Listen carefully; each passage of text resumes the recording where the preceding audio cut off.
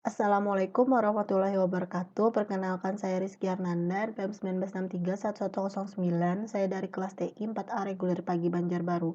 Dalam kesempatan kali ini saya akan mempresentasikan materi 9 yang berjudul prosesor paralel dari mata kuliah sistem terdistribusi. Baiklah, langsung saja kita mulai presentasinya. Model-model komunikasi. Pemrosesan paralel adalah pelaksanaan instruksi secara bersamaan waktunya. Ada dua model komunikasi. Yang pertama multiprosesor dan yang kedua multikomputer. Ada taksonomi komputer paralel. Menurut Flynn, ada satu SISD atau Single Instruction Stream, Single Data Stream.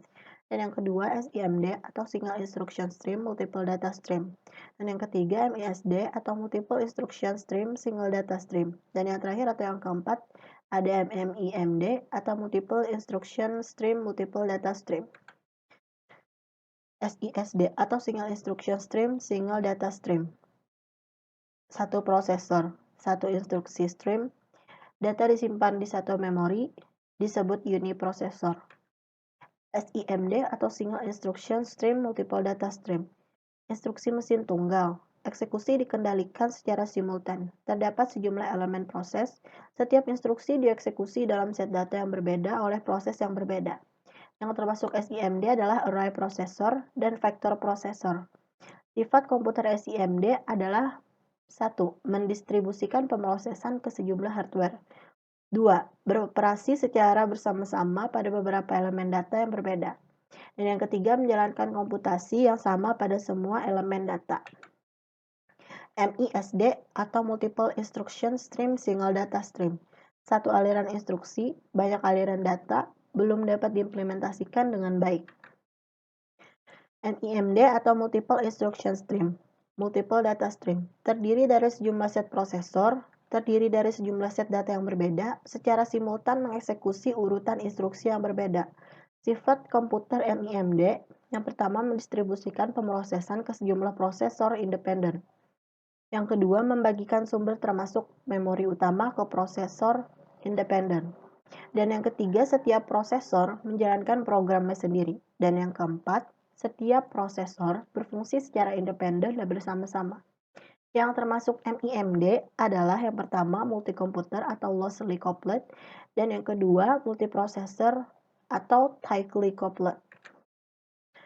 Kemudian ada multiprosesor, yaitu sebuah sistem komputer paralel yang didasarkan pada pemakaian memori tunggal secara bersama-sama. Model multiprosesor berkembang menjadi software, yaitu menggunakan bersama sebuah ruang alamat virtual tunggal yang dipetakan pada memori bersama. Untuk membaca atau menulis sebuah word memory dengan menjalankan instruksi load atau store. Multiprosesor sulit untuk dikembangkan, tapi mudah diprogram. Contoh, Sun Enterprise 10.000, Sequent NUMA Q, SGI Origin 2000 dan HP atau Convex Exemplar. Multikomputer. Sebuah sistem komputer paralel di mana setiap CPU memiliki memorinya sendiri dan independen. Disebut juga dengan sistem memori terdistribusi. Di setiap CPU memori lokal sendiri yang bisa diakses dengan hanya menjalankan instruksi load dan store. Tetapi tidak bisa diakses oleh CPU lain. Multikomputer memiliki satu ruang alamat fisik per CPU. Multikomputer mudah untuk dikembangkan tapi sulit diprogram. Contoh, SP2 IBM, Option Red Intel, atau Sandia dan CoW Wisconsin. Kombinasi multiprosesor dengan multikomputer. 1. Rancangan yang dapat diskalakan. Rancangan komputer paralel yang dapat terus beroperasi dengan baik sebanyak apapun CPU diparalelkan. Yang kedua, Distributed Shared Memory atau DSM, memori bersama yang menyediakan satu ruang alamat virtual bersama dengan penghalaman pada sistem seluruhnya.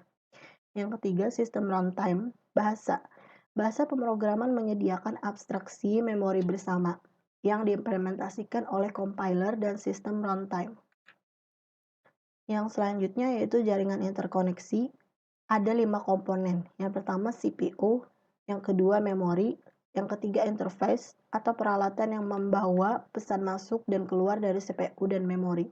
Yang keempat menghubung, yaitu saluran fisik yang dilalui bit-bit untuk berpindah tempat. Dan yang kelima, switch, peralatan yang memiliki banyak port input dan port output.